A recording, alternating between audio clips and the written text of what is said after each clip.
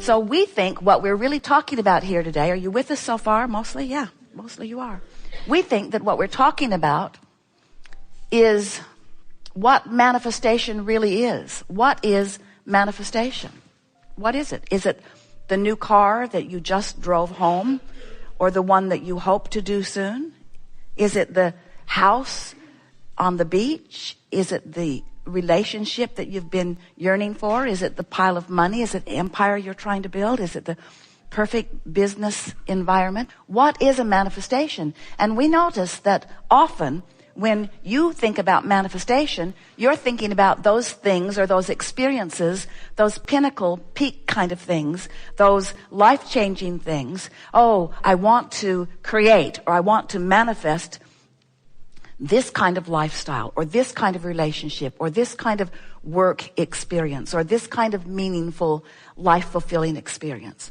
And we say, good for you, good for you, good for you. But when we talk about manifestation, we're talking about right here, right now. What has manifested in your life, which means how do you feel about your money? How do you feel about your body? How do you feel about your relationships? How do you feel about your economy? How do you feel about your government? How do you feel about your world involvement? How do you feel about your ecology? How do you feel? How do you feel? How do you feel? What is your perception of life?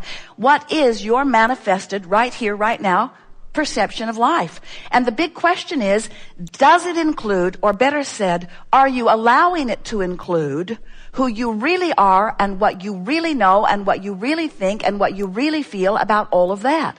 Because most humans, the beasts are an exception because they're tuned in, tapped in, turned on. They are, you call it instinctually, they are instinctually focused, which means broad view, always focusing through them. But humans, we love you very much. Humans, we love you very much. Humans have managed to focus yourselves apart from the fullness of who you are, so that in many of your manifested moments, you're not allowing all that you have become. And that is so interesting to us, because all day, every day, as you've been sifting through the variety of life, it has caused you to create a vibrational version of you, which is where we stand, which is always the precursor to your manifested version. But you know what's required for your manifested version of you? Only vibrational compliance, only emotional compliance. You only got to be in the mood for what you're asking for, and it must be. That's all it is. Your attitude, your mood must line up with what you want. And if you're so hung up on reality, and if you're letting reality, which sometimes includes the absence of the new car, the new lover, the old lover, the good body, or whatever it is you're reaching for, if you're facing reality and noticing the absence of something wanted, and that absence is now dictating your mood, your manifested attitude, your manifested worldview, your manifested personal view. If your view is dictated to you or influenced to you, and you are in that vibration, which equals the mood or the emotion, you are depriving yourself of that full view. All that means is you've pinched yourself off from something that really is, and you can't see it yet. So, as you see something that you can't change, because you are not the creator of their reality, there is something that you can change, and that's the way you feel. And you've been there, because even when someone else is suffering, or even when someone else is afraid, or even when someone else is living something unwanted, you have the ability to focus in a way that you don't feel that way. You can distract yourself, or you can even find peace with whatever it is. And you could actually feel your heart begin to sing again, because that's natural. And in fact, you do that. You do it all the time.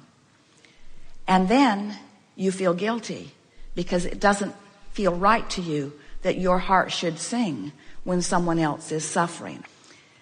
And we've been saying, and it sounds frivolous in this vernacular, but we've been saying you can't get sick enough to help sick people get well, and you can't get poor enough to help poor people become prosperous, and you can't become confused enough to bring clarity to others. And we appeal to your logic, you know that. But what it really comes down to is you can't help anyone unless you are fully aligned with this energy of your source. And you can't be fully aligned with the energy of your source when you are feeling sorrow, when you are feeling sadness, or when you are feeling guilt. So what is it about you humans? It's so interesting. We love you so much, but you are so willing to deprive yourself of the fullness of who you are. And in this case, you're telling us because others are doing it. Others have deprived themselves of the fullness of who they are. And so I just don't think it's right for me to be the fullness of who I am. And we say, thank goodness Source doesn't do that. In other words, the only reason you could ever feel negative emotion is because you've chosen a vibration that the Source within you doesn't choose. If the Source within you would choose that same negative, full of resistance vibration, you wouldn't feel any separation. Have you ever had a conversation with someone where you're high and they're low in terms of vibration? They feel crummy and you feel high. And the longer you talk with them, it's like, all right, what's going to happen here? Are you coming up or am I coming down? Because one or the other is going to happen here. If we're going to insist on hanging around together, it's a natural process in the desire to communicate. And so you hold your ground, they hold their ground, and there was a sort of a stalemate. And then they hit one of your buttons and down you come. Now you're communicating. And we say, on what level do you want to communicate? And what you're saying is, I feel guilty when I stay up here. I feel guilty. And we say, well, if you can maintain that, one of two things will happen. They'll come up there with you or they'll gravitate out of your experience. And you say, and if they gravitate out of my experience, then I'll feel more guilt. And we say, you got to get your act together. You got to decide who you are. Who are you? Are you Source energy in a physical body? Are you?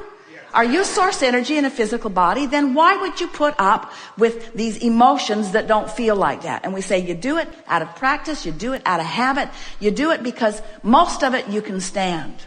In other words, you can stand most negative emotions because they don't take you to your knees.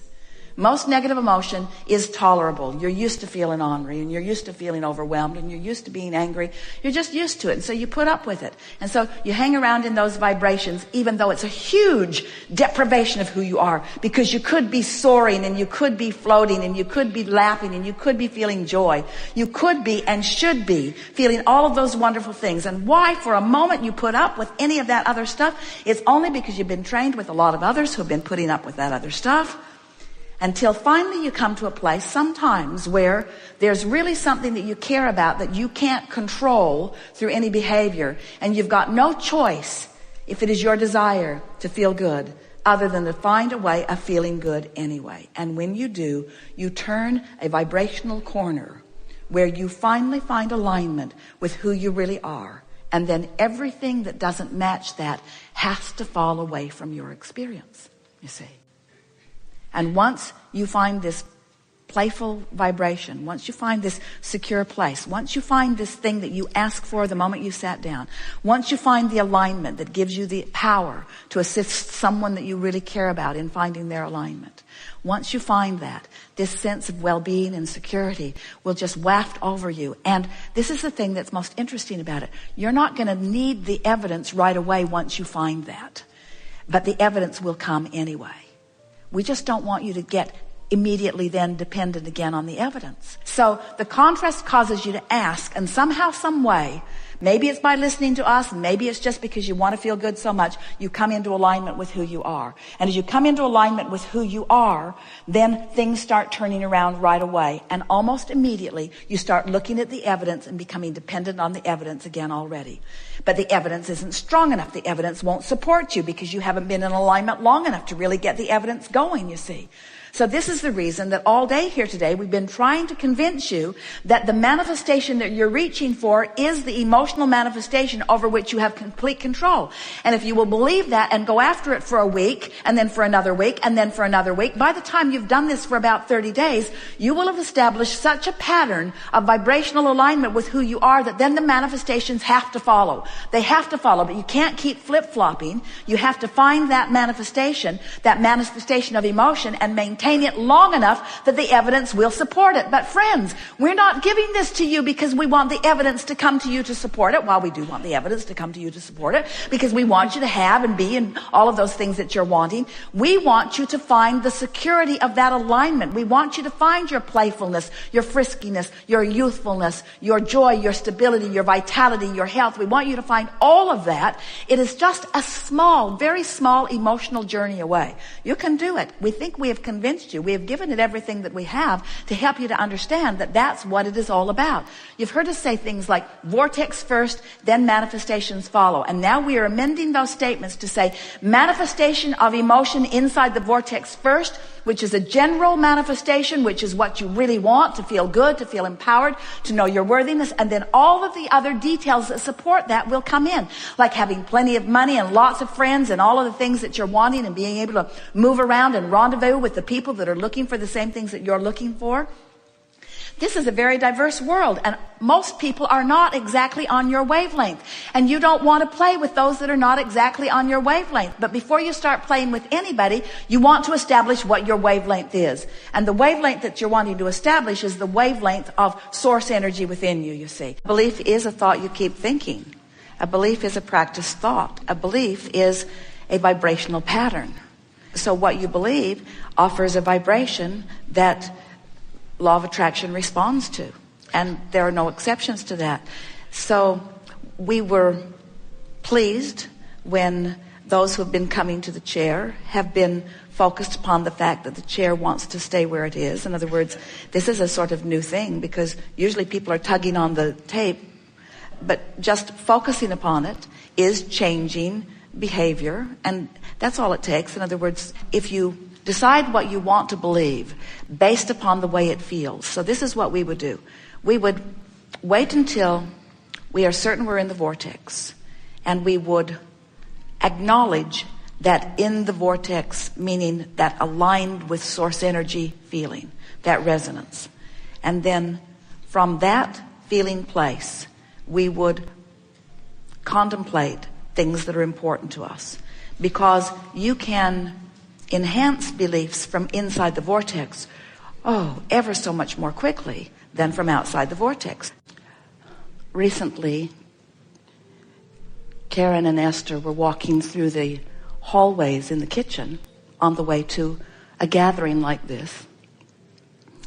And as they approached the meeting room, Esther's cell phone rang, and it's Tracy saying, "Mom, your mic's on."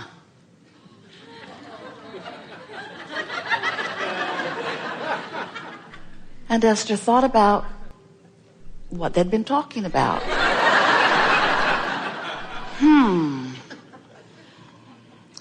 And then later, as Esther and Tracy were talking about it, Esther is laughing because they were having fun. They were talking about the kitchen. They were talking about the staff. They were talking about the hotel.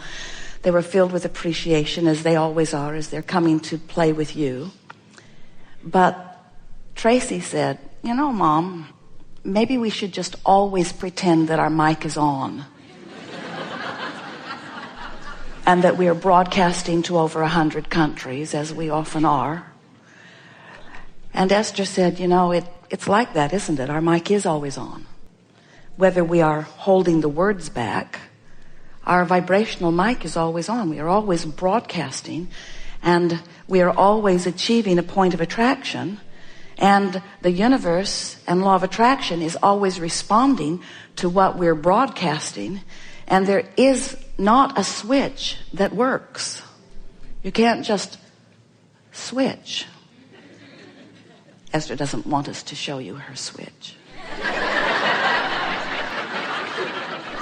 We were going to, but she has some measure of control over us.